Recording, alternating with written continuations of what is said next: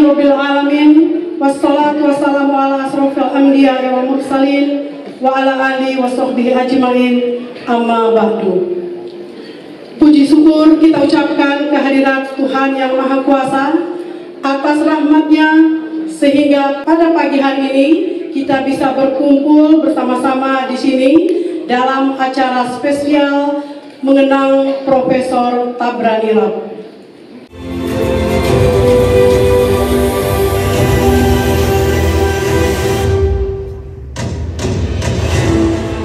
Buat saya, ayah saya segala-galanya. Dia mengangkat seorang ayah dan dia mengangkat seorang ibu. Waktu saya tamat SMA, saya melanjutkan kuliah di Jakarta. Ayah yang mengantar saya. Sampai di kampus, ayah mengatakan uang 2,5 juta di meja. Saya mengatakan saya tidak boleh gagal dan harus berhasil. Karena ada 3 orang adik di belakang saya. Dan saya jadi contoh. Saya menyebutnya dengan Papa.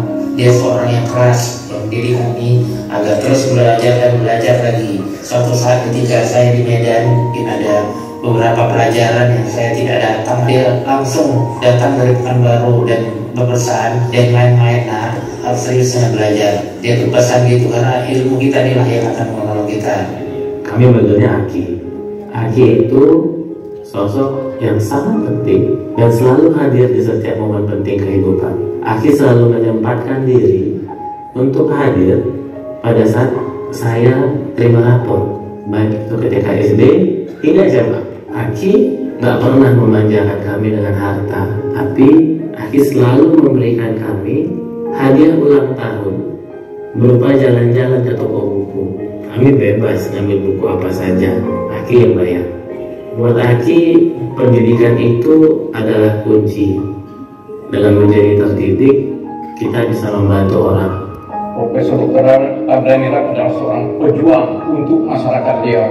Beliau tidak bisa diberi jabatan atau materi karena prinsip dari keluarga kami, Bani Abdul Rab, kami adalah harus membela masyarakat kecil yang tertindas. Bapak Profesor Dr. Tabrani, ketika beliau di Riau, beliau juga sangat aktif membela orang-orang yang merasa membutuhkan pertolongan. Beliau memang hebat, ya kan? Seorang intelektual yang cerdas.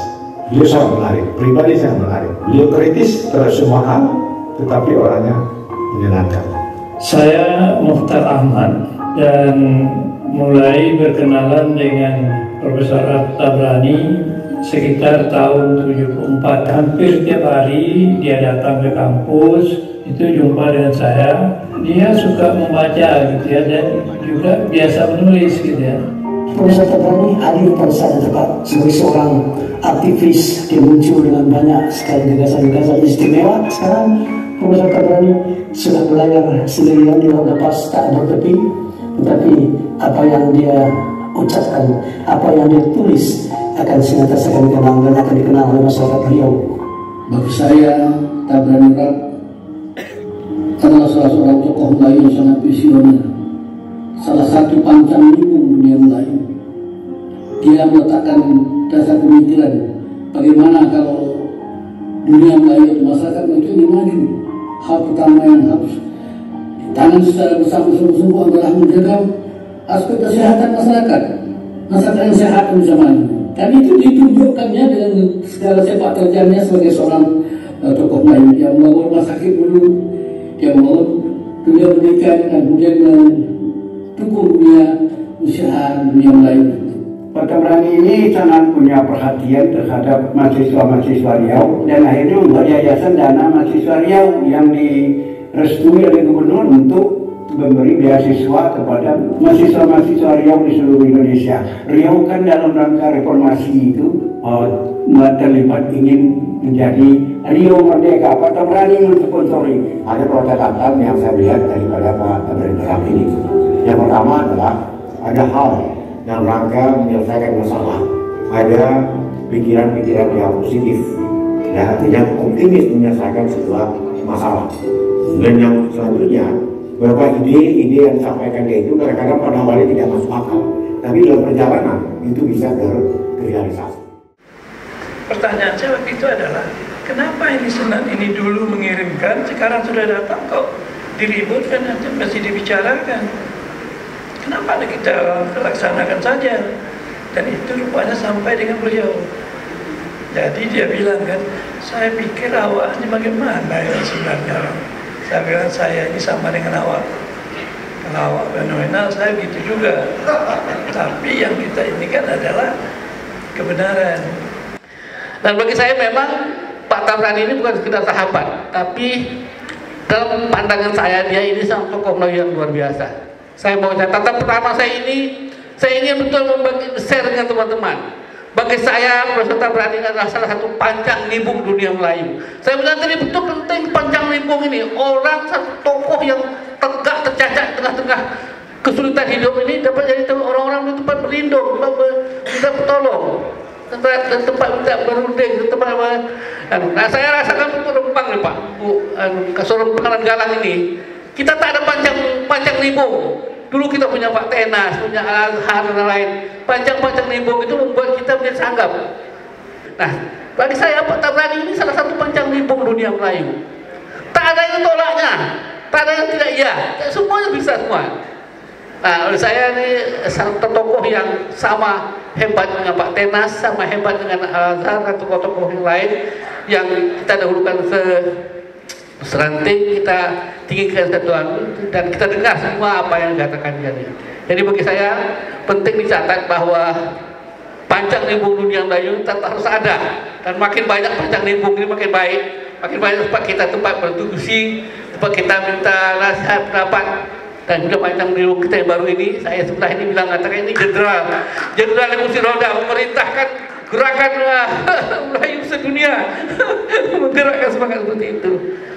Itu catatan saya pertama tentang Profesor Tabrani. Jadi dia sebagai saya adalah seorang pancang nibung dunia Melayu. Kedua, bagi saya Pak Tabrani ini tokoh Melayu yang sangat visioner, jauh ke depan pandangannya.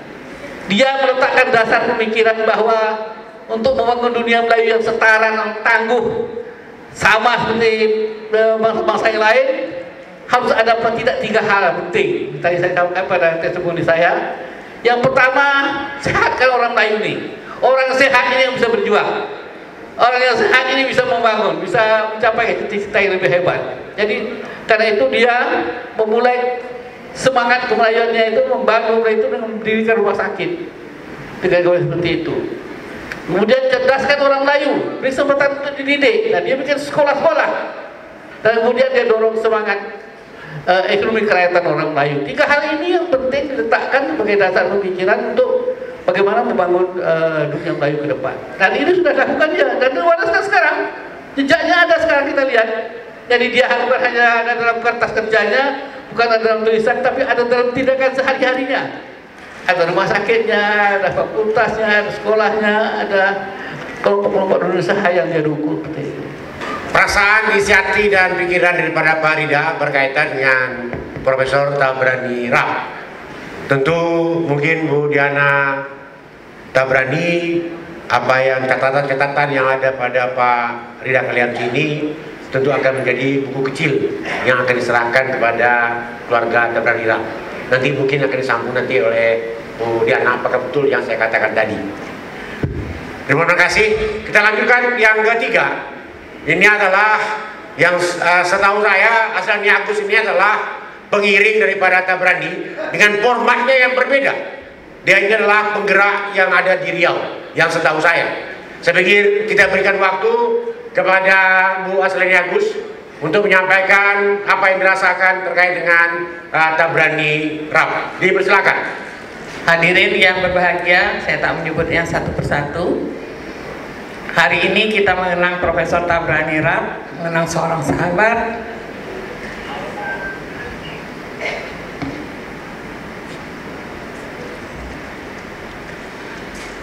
mengenang seorang pejuang,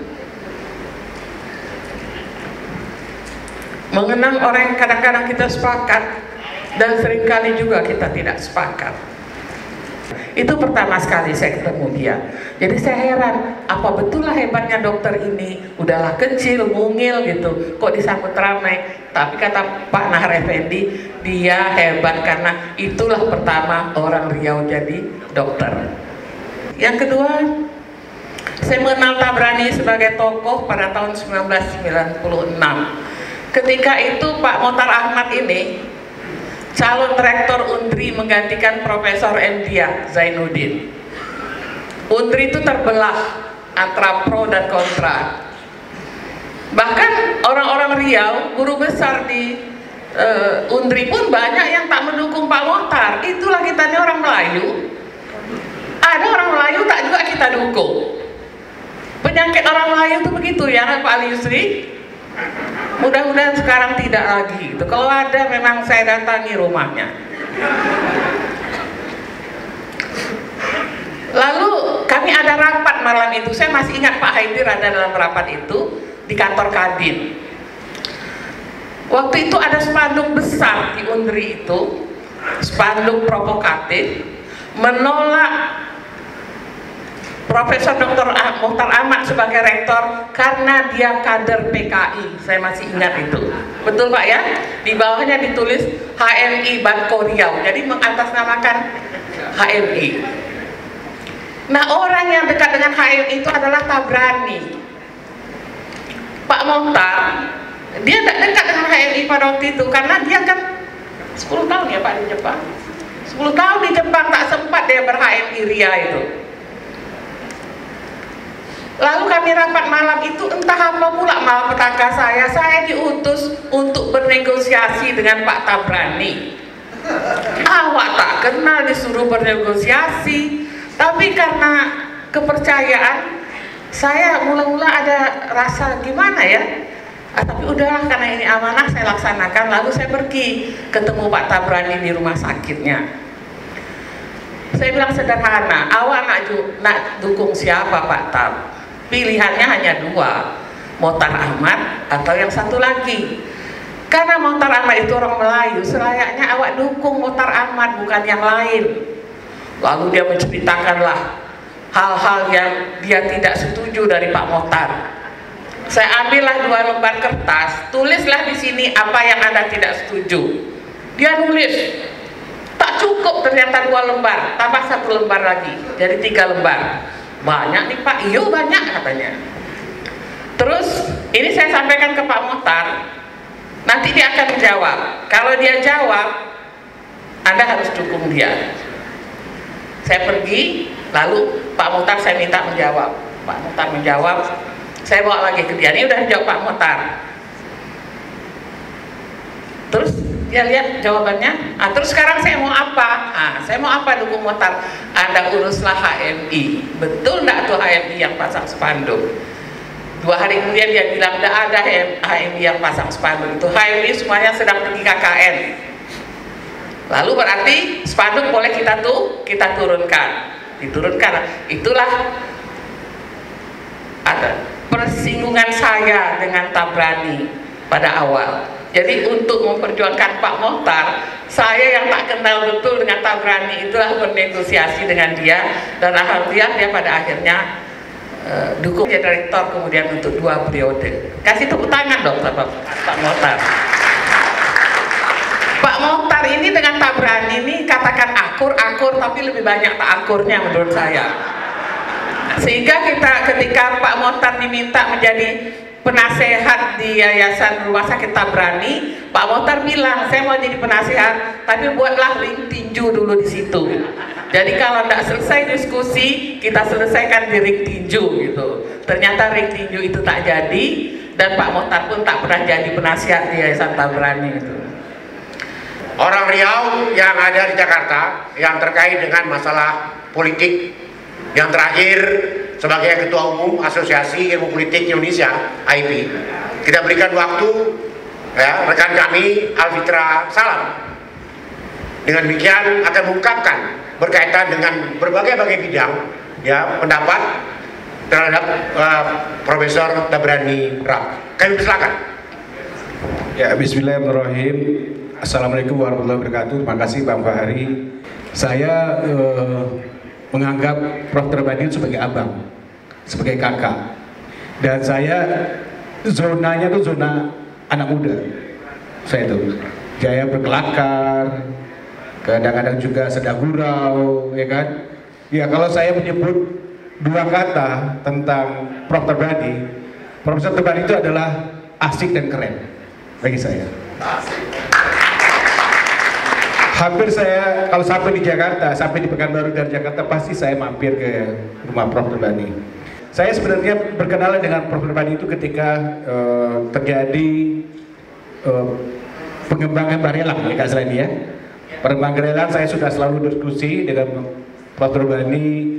Begitu juga ketika pembentukan Provinsi Kepri. Nah, ini saya sama Kak Zlani itu sama Prof.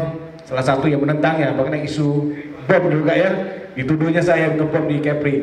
Jadi diskusi-diskusi tentang beberapa masyarakat, saya melihat ini bagi saya sangat mengasihkan. Saya kira ada beberapa tema yang Prof. Tabrani yang selalu ungkapkan dengan saya. Pertama berkaitan dengan ketidakadilan. Itu tema yang selalu bicara dengan saya. Kemudian masalah kemiskinan, masalah keresahan, itu selalu ceritakan. Dan bahkan kalau lihat dari buku-bukunya Prof. Tabrani, bukunya tidak jauh dari itu, tidak jauh semuanya. Dan puncak ya, puncak dari perjuangan atau akumulasi dari Tabrani itu adalah tuntutan Riau Merdeka. Saya kira untuk akumulasi keresahan yang dilakukan oleh aktivis Kak Zlani, Bang Fahri, Faharunas, banyak teman-teman seniman semuanya. Tetapi yang menarik dari tuntutan Riau Merdeka yang mungkin orang banyak tidak tahu, bahwa ini adalah gerakan pemikiran, bukan gerakan fisik. Kita merdeka tidak seperti Aceh, tidak seperti Timur Timur, tidak seperti Papua. Kita tidak, kalau kita ingin terjemahkan dari pemikiran Profesor Tabrani, dia itu tidak pernah memisahkan dari NKRI. Itu dicatat ya. Orang banyak menganggap, wah ini merdeka harus ada presiden. Tidak ada sama sekali. Ini adalah gerakan pemikiran yang dilakukan oleh teman-teman, khususnya dipelopori Profesor Tabrani, Kak Zlani, dan saya termasuk juga pada tanggal 15 Maret ya, 15 Maret 1999 ya. Itulah menurut saya akumulasi yang paling penting dicatat. Kita hanya punya mahasiswa dan media dan tokoh-tokoh yang peduli gitu. Jadi ketika ini menjadi isu nasional, beliau sempat gamang ya gitu. Beliau suatu ketika bilang ini, aku nih pengennya beliau nih supaya cita-cita Riau Merdeka ini terwujud, tangkaplah aku. Dia pengen dia ditangkap gitu. Nanti kalau aku ditangkap, pecah perlawanan, pecah revolusi. Jadi nanti bisa nanti kita mereka. Tapi di lain hari beliau bilang gini, aku nih ke bawah tak bakok, atas tak berpucuk gitu. Jadi ngeri-ngeri sedap gitu. Macam di awang-awang sendiri, misalkan kalau sesuatu terjadi, tak ada orang di grassroots yang akan membelanya, tak ada orang yang di puncak pimpinan yang akan memproteksinya. Nah, ada kegamangan itu pada diri beliau. Tapi saya sangat salut dan mengapresiasi betul bahwa beliau ketika mencetuskan ide itu dari sebuah diskusi. Sebelumnya mungkin ini juga sudah menjadi pembicaraan kalangan-kalangan kampus lainnya. Ketika mencetuskan itu dalam diskusi dan tergiring dan menggiring untuk mendeklarasikan, tapi beliau menyelamatkan keadaan ketika itu dengan cerdiknya gitu. Beliau menyelamatkan keadaan, deklarasi tetap dilakukan karena sempat banyak yang menyangka deklarasi akan batal gitu. Banyak yang menyangka bahwa Tabrani ini tak akan berani gitu. Tapi beliau tetap melakukan, tapi dengan cara aman untuk mengamankan semua pihak termasuk beliau sendiri. Cara pengamanan yang beliau lakukan adalah menukar kata merdeka dengan berdaulat. Nah, jadi ketika kata berdaulat itu digunakan, tidak ada celah untuk seorang pun dimasukkan ke jail dengan tuduhan makar. Jadi menurut saya ini cara berpikir yang sangat wah gitu. Untuk saya saat itu sebagai mahasiswa, ini orang bisa memberikan solusi yang sangat teng gitu. Saat dibutuhkan dia dapat memberikan solusi itu gitu.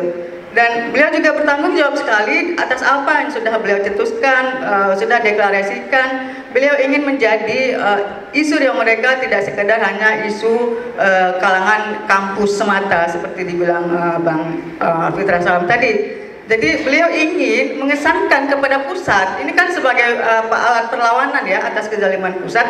Beliau ingin mengesankan bahwa tuntutan Riau Merdeka adalah tuntutan khalayak banyak di Riau, tuntutan umat manusia di Riau ini yang selama ini dizolimi gitu.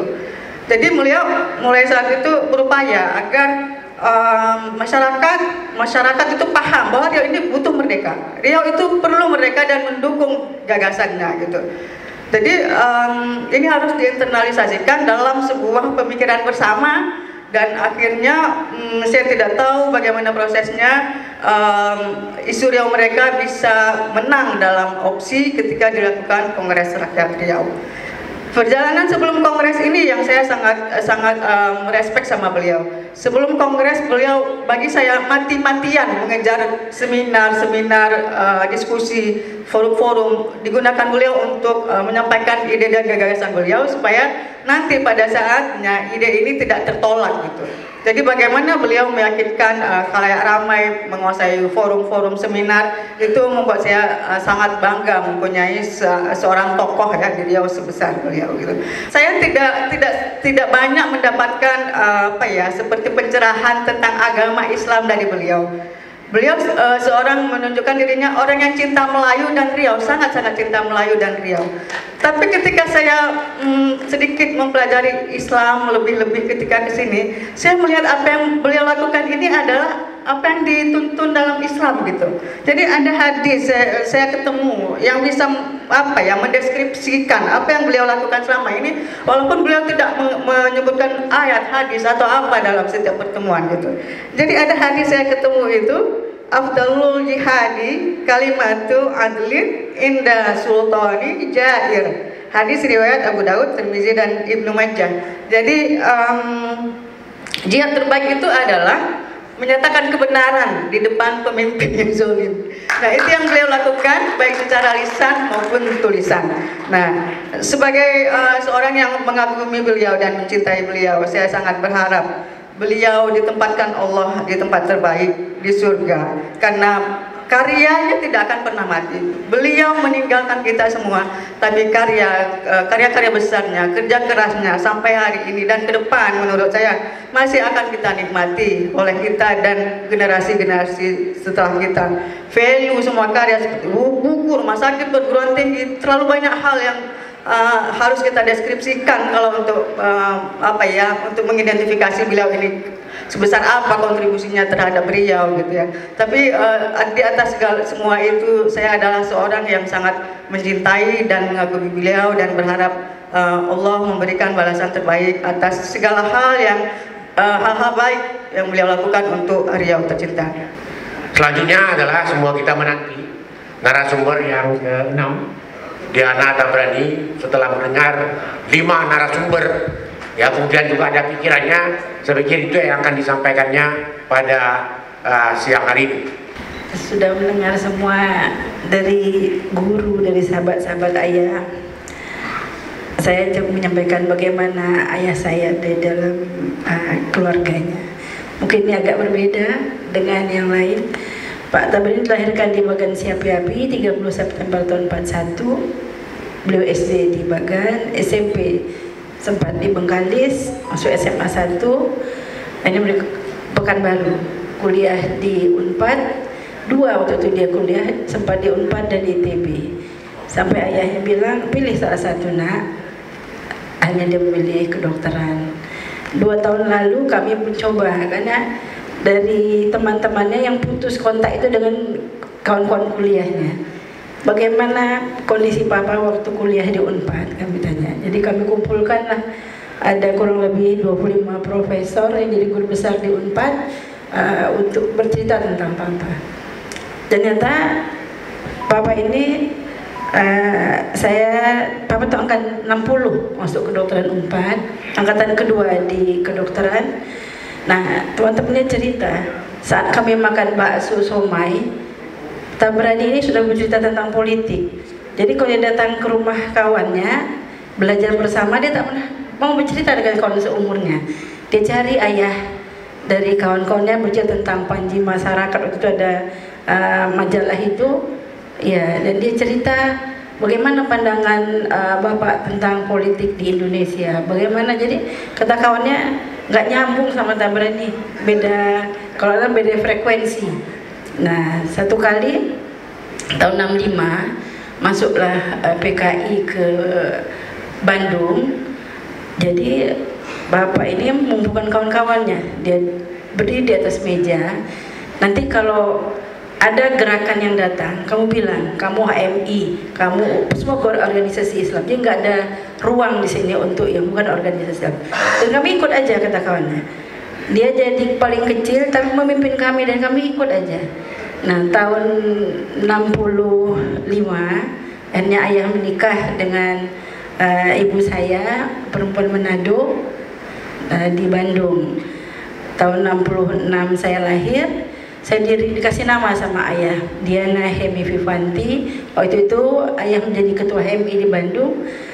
Hemi itu adalah HMI, Viva itu hiduplah HMI. Itulah kenangan bapak membuat nama saya. Dia buatlah satu eventnya tentang HMI.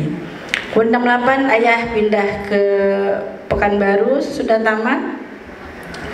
Nah, ada uniknya bapak ini.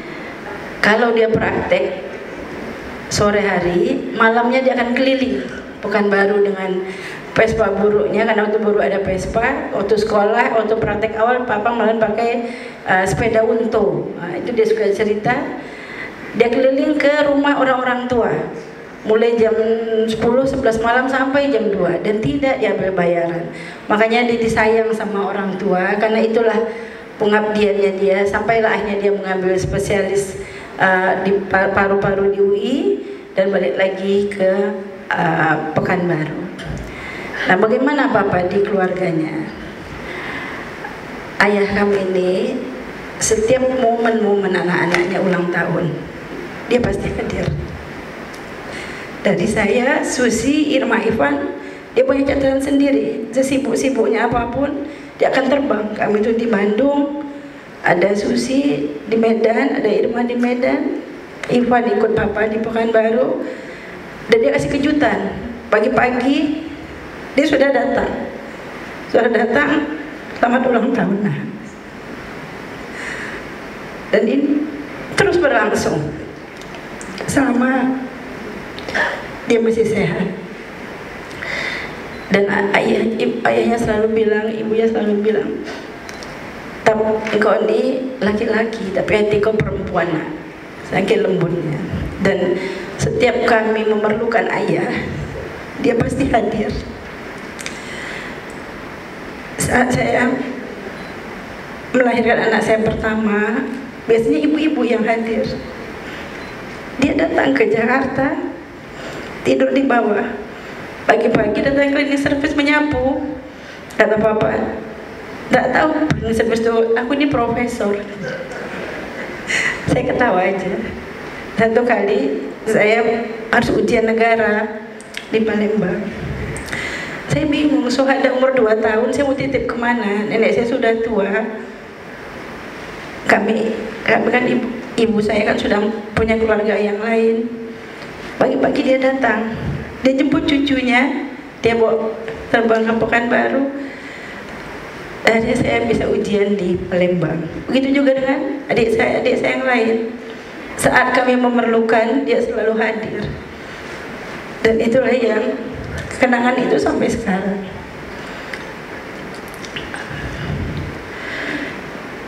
Nah, mungkin dengan kesibukan papa, kami besar memang papa hampir tidak memberi pendidikan agama. Tapi kami dapat dari atuk kami, karena ayahnya papa ketua Muhammadiyah, ibunya ketua Aisyah. Jadi kalau kami kecil-kecil, kami selalu melihat pemandangan atuk sama nenek kami tahajud berdoa, baca Quran. Dan setiap anaknya tamat, 10 orang adik-beradik papa itu sekolah di Bandung. Setiap anaknya tamat, dia pasti puasa dan mereka berdua akan bersedekah. Itu mungkin yang pemandangan yang kami lihat. Jadi sudah besar, kami suka bilang, Pak, agama itu penting, Pak. Ada rem-remnya. Ayolah Pak, kita dekat dengan Allah, Pak. Nanti saya bilang, engkau ni nak baru 2 hari masuk Islam, nak. Ustaz, engkau nasihatkan bapak engkau lagi. Tapi kami tak pernah berhenti, dan kami datangkan biasanya ustaz-ustaz ke rumah untuk sharing sama papa. Dan di akhir-akhir masih sehat ya Pak, dia sudah belajar ngaji dan mahrotnya bagus, dan dia mulai mendengar ceramah-ceramah agama, dan dia suka sekali dengan beberapa ustadz, dan saya minta ustadz-ustadz itu ke rumah setiap minggu untuk berdiskusi dengan Papa untuk pemikiran-pemikiran Papa yang kadang-kadang bebas ya, agak kemana-mana ada diarah-arahkan sama ustadz-ustadz yang memang liberal. Adik-adik kita yang dari Al-Azhar, ada Ustadz Mustafa, ada Ustadz Somad, ada beberapa ustadz yang mereka pun kawan Bapak diskusi di hari-hari masih sehat beliau waktu itu. Nah, ada yang waktu kami ini berempat tak ada yang jadi dokter. Kami bilang, Pak, letih kami nengok Papa. Kalau kami dijemput pulang sekolah SD, di SD Teladan jam 1, kami baru sampai rumah jam 5. Karena kami menemani Papa, dia visit ke rumah sakit Santa Maria, rumah sakit tentara, rumah sakit swasta. Jadi kami lapar, tertidur kami di belakang empat-empatnya. Dan itu tak usahlah kami jadi dokter lagi Pak. Biarlah kami memilih cita-cita kami. Di tempat SMA, kata Papa, di dunia ini cuma sekolah dokter aja, nak ini tak sekolah. Jadi akhirnya mungkin tidak sesuai zamannya, kami dipaksa untuk menjadi dokter empat-empatnya, dan alhamdulillah kami menamatkan juga walaupun bukan terpaksa, cuma satu aja, ingin membahagiakan Papa karena waktu itu belum dekat dengan Allah, jadi kami pas ayah kami bahagia, kami pun bahagia. Satu kali dia bicara, dia ingin menikah karena dah lama dengan Andi Murni, terus kami bilang, calon Papa siapa Pak? Begitu dia sebut, kami tak setuju, kami bilang. Tapi inilah pilihan hidup. Hidup adalah pilihan. Ya baiklah, kami bilang. Yang penting Papa bahagia.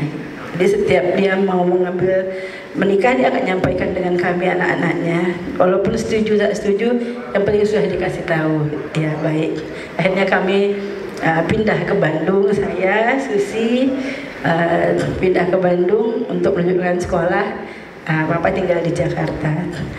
Papa ini unik, anak perempuan dididiknya keras seperti laki-laki. Anak laki-laki adik kami yang kecil Ivan, cuma satu-satunya didiknya perempuan. Jadi kami suka protes. Macam mana ini Pak? Ya macam begitulah dia bilang. Fight, kuat, tak boleh cengeng, tak boleh nangis, tak boleh meminta. Tadi kalau Pak Albitra bilang tak ada duit, kami kok udah dikirim bulanan, kalau minta uang di tengah jalan tak akan dapat. Cukup aja dia bilang, tak ada boleh minta. Untung itu belum ada HP, jadi tak ada bisa beli pulsa. Ya sudah, ya kami bilang. Jadi keras dengan pendidikan, keras juga dengan keuangan.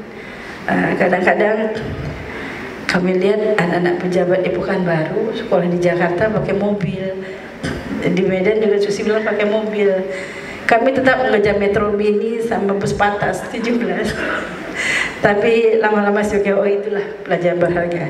Satu kali saya pulang dari Jakarta, udah tamat, kami dapat rumah puskesmas di Senapelan. Jadi saya bilang, Pak, dia dapat rumah puskesmas baik. Di garasi mobil Papa itu platnya 941 semuanya. Ada BMW, ada Volvo, ada Mercy, ada Baleno baru.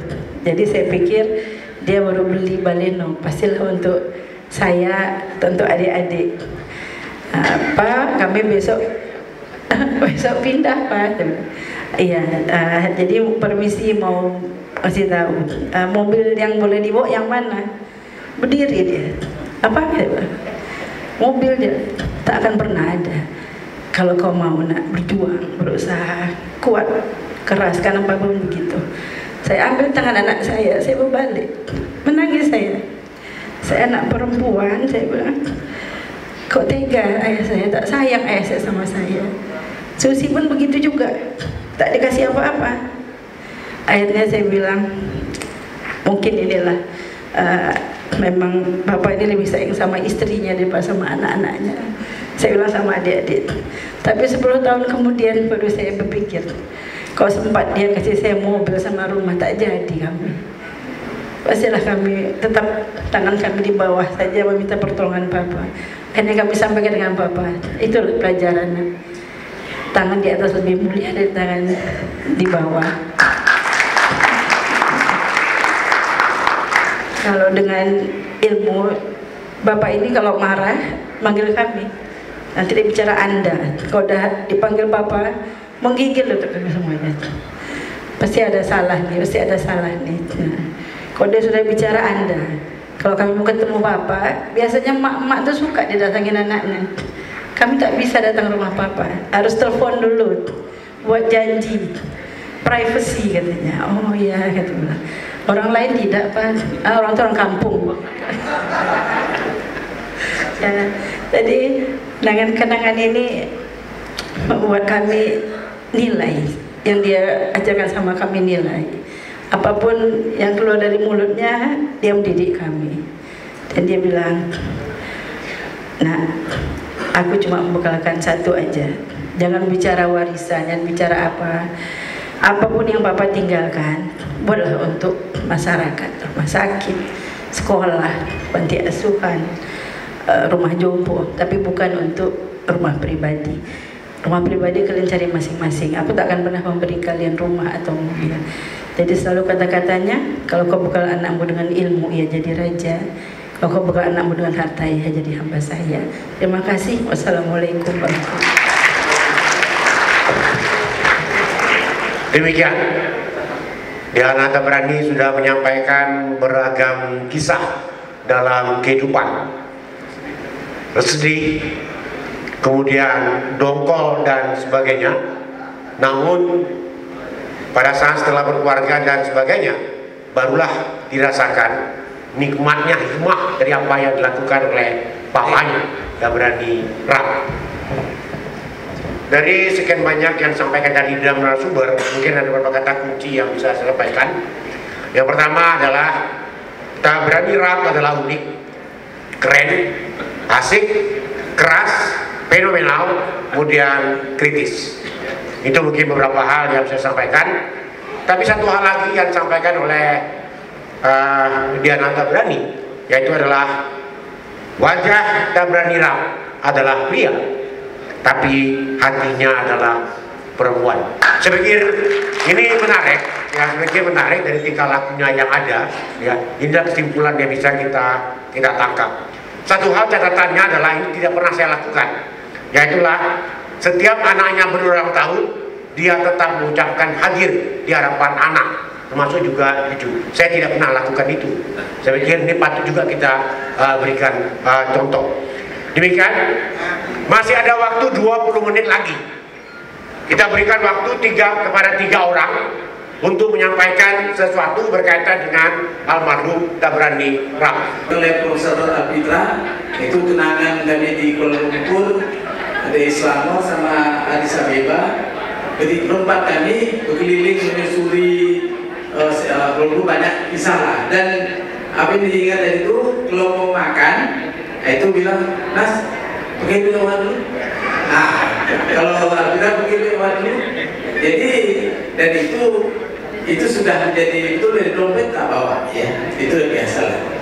Nama saya Asrul Sani Siregar. Saya mungkin salah satu yang sering diskusi dengan Prof. Tabrani, dan alhamdulillah buku saya diberikan kata pengantar oleh Profesor Tabrani dan termasuk bestseller, dan juga diberikan kata pengantarnya dengan waktunya 2 jam saja ketika saya datang ke Universitas Tabrani di Riau. Almarhum adalah seorang pejuang. Jadi saya rasa begini, pemikiran beliau sudah beliau letakkan 3 fondasi, yaitu pendidikan, ekonomi, dan politik. Ya. Karena itu tugas kita adalah bahwa dunia ini dikuasai oleh orang yang menguasai yang 3 ini. Nah, siapa yang menguasai 3 ini, sinergi dia menguasai dunia. Karena itu mari kita lanjutkan perjuangan beliau, kuasai pendidikan, kuasai politik, dan kuasai ekonomi. Barulah Melayu jaya. Kalau tidak mungkin, mustahil. Azbirmu indomo. Assalamualaikum warahmatullahi wabarakatuh. Satu hari Profesor Tabrani berada di Swiss, menelpon Ketua DPRD Provinsi Riau, Pak Haidir. Adinda, saya lupa meninggalkan beras sama pembantu saya. Tolong kirim, katanya. Tentu saja segera. Ya bang, baik bang, saya kirim bang. Ketika itu beliau berada di Swiss. Yang kedua, begitu saja datang ke kantor saya, DPRD, kita berangkat sekarang, Adinda. Kita tinjau konflik lahan di Bakar Batu. Helikopter sudah siap. Kita berangkat sekarang. Jadi demikian saja beliau perintah Ketua DPRD. Ya.